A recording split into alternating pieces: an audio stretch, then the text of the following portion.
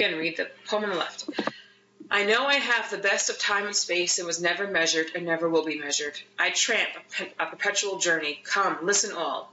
My signs are a rain-proof coat, good shoes, and a staff cut from the wood. No friend of mine takes his ease in my chair. I have no chair, no church, no philosophy. I lead no man to a dinner table, library, exchange. But each man and each woman of you I lead upon a knoll, my left hand hooking you round the waist, my right hand pointing to a landscape of continents and the public road. Not I, not anyone else can travel that road for you. You must travel it for yourself. It is not far. It is within reach. Perhaps you have been on it since you were born and did not know. Perhaps it is everywhere on water and on land. Shoulder your duds, dear son, and I will mine, and let us hasten forth. Wonderful cities and free nations we shall fetch as we go. If you tire, give me both burdens and rest the shuff of your hand on my hip, and in due time you shall repay the same service to me. For after we start, we never lie by again. This day before dawn I ascended a hill and looked at the crowded heaven, and I said to my spirit, when we become the enfolders of those orbs and the pleasure and knowledge of everything in them, shall we be filled and satisfied then? And my spirit said no, we but level that lift to pass and continued beyond. You're also asking me questions, and I hear you. I answer that I cannot answer. You must find out for yourself. Sit a while, dear son. Here are biscuits to eat, and here is milk to drink. But as soon as you sleep and renew yourself in sweet clothes, I kiss you with a goodbye kiss, and open the gates for your egress hence. Long enough have you dreamed contemptible dreams. Now I wash the gum from your eyes. You must habit yourself to the dazzle of light in every moment of your life. Long have you timidly waited holding a plank by the shore. Now I will you to be a bold swimmer, to jump off in the midst of the sea. Rise again, nod to me, shout, and laughingly dash with your hair. Okay, this is the longest section, okay, of the poem that we're going to look at. So let's go back here. So I know I have the best of time and space and never measured, never will be measured. So Whitman is saying that he has traveled far and for a good amount of time, and he has never judged, which is what he refers to as measured, and nor will he allow anyone else to judge him. And you can even extend it that nor will he judge others, okay? So he has been around long enough and traveled far distances that he feels like he should never have to feel the scrutiny of somebody else, nor should he be scrutinized, nor will he scrutinize anyone. Oh, sorry. I tramp a perpetual journey, and this is a question that comes up in your quizzes. They ask you, why did he use the word tramp? And it's just a harsh word that's meant to catch our attention to show that he's determined to move forward. So it's just a tone. It's just a change of tone in the word choice. This is also a question that comes up quite frequently in the quizzes and tests. When he first says, I have no chair, no church, no philosophy, and lead no man to the dinner table, library, exchange, but each man and each woman of you I lead upon a knoll. So what is the importance here? So first he says, I have no church, no chair, lead no man to the dinner table. And the emphasis here is that Whitman is separating himself from groups. He's not going to sit down in a church and listen. He's not going to sit at a dinner table and listen to a group. He's separating himself from society. He doesn't want to interact with a whole society. But instead, right, when he moves on, he says, but each man and each woman, he singles us out. He says, but I will lead you as an individual. I will take your hand and lead you outside and show you the world as an individual. So he's more interested in individuals and the one-on-one versus society as a whole, if that makes sense. And that I nor anyone else can travel the road for you. So basically it's simple. This was an easy one. That Whitman is saying that you need to live your life for yourself and experience the world for you, and you need to embark on that journey on your own, and nobody can travel it for you. You need to go through all the trials and tribulations and experience the world for yourself. In the following stanza, it is not far, it is within reach. Perhaps you have been on it since you were born and did not know. Again, he's just stressing this whole idea of personal journey, and that, it is within our reach to continue this journey, and that we've been born into this journey. Shoulder your duds really just means grab your stuff and let's get going, He's telling us that there are cities and nations for us to explore, and he wants to explore them with us. If you're tired, give me both your burdens and rest your sheath of your hand on my hip. So he's again talking to us directly and telling him that when life gets too hard, when this load gets too heavy for us to carry, he'll take some of it. He says, you can lean on me and I'll carry your pack, and you can put your arm around my waist and I'll help you keep moving. And he's saying that for after we start, we never lie by again, because after we really begin this journey, we will never be the same person we were when we started. Okay, so this stanza, this day before dawn, I ascended a hill and looked at the crowded heaven, and I said to my spirit, when we become the enfolders of these orbs and the pleasure and knowledge of everything in them, shall we be filled and satisfied then? And my spirit said no. So I just provided a summary for you over here. I wrote, Whitman here uses imagery to help paint a picture. Imagine it is before sunrise and he has climbed up a hill. And he looks up at the sky and the stars, and he's looking at heaven, right? And he's talking to his spirit and questions that when he dies, will he be happy knowing that he has tried to learn and experience everything? And his spirit says no. He says no because you will continue this journey beyond death. You will never be done with this journey. So you will never be able to, experience everything, because you will constantly be experiencing new things every single day. You are all asking questions that you are also asking me questions, and I hear you.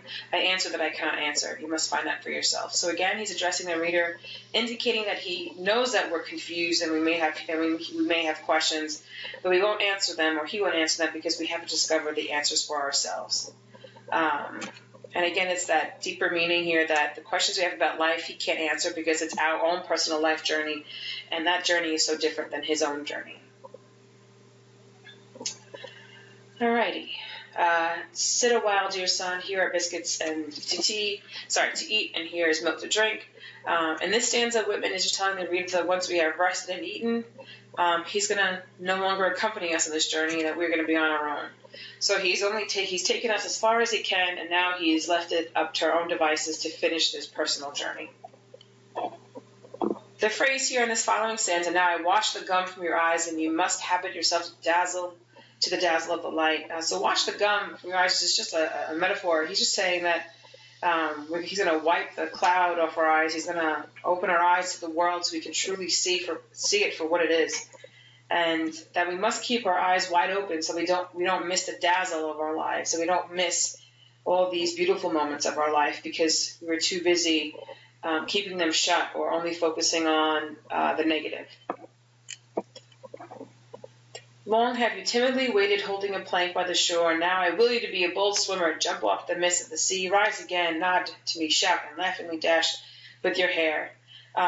So here Whitman in this first line says, Whitman's telling us that we have been holding ourselves back.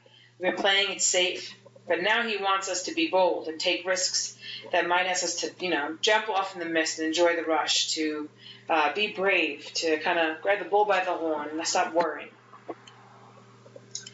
For this last part, I took notes from Shmoop. I found that they were much more easier for us to understand. So, again, I'm going to read the poem, and then we'll go back to the beginning, and we'll analyze. Part 52. The spotted hawk swoops by and accuses me. He complains of my gab, my loitering. I, too, am not a bit tamed. I, too, am untranslatable. I sound my barbaric yap over the roofs of the world.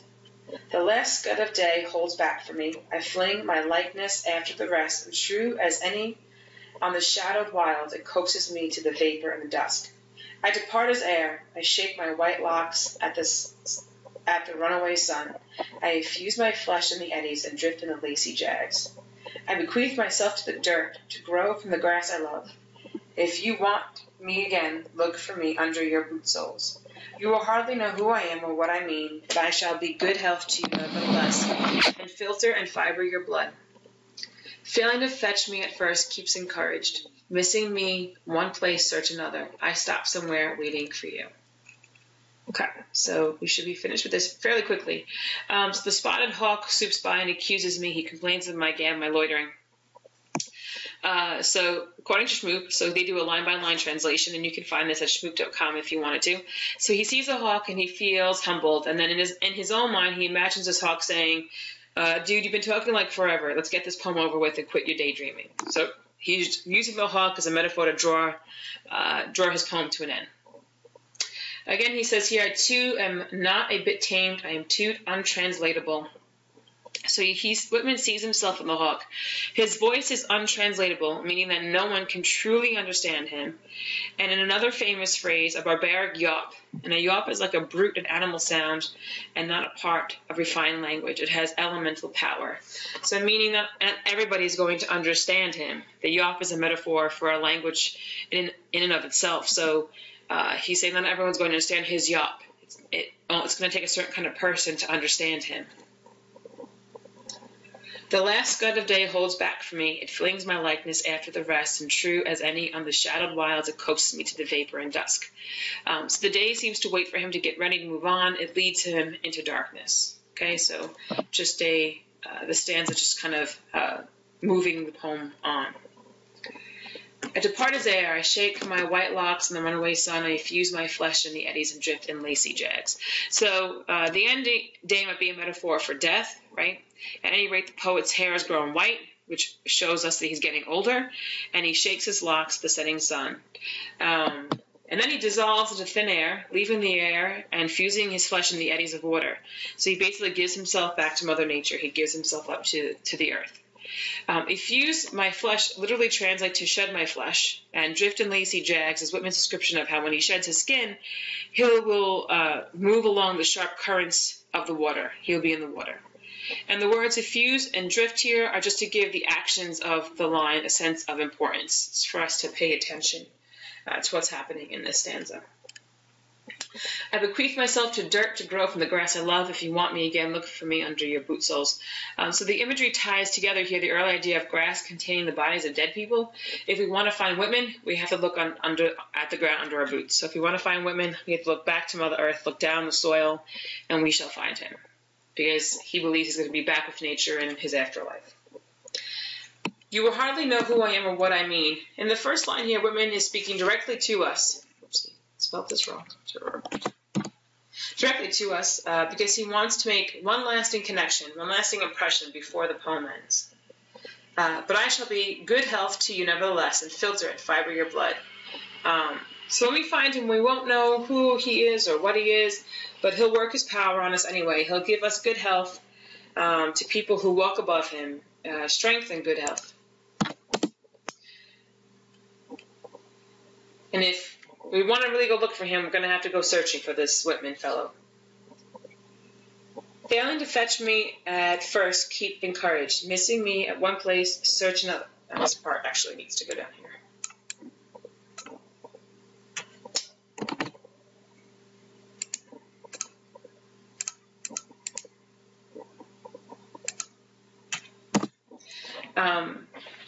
Failing to fetch me at first, and keeps me encouraged. Missing me one place, search another. I stop somewhere waiting for you. So he's ending this poem by saying we shouldn't be discouraged if we go looking for him and we can't find him. If he's not in one place, just search another. Okay, that we'll keep looking. He'll eventually be around for us.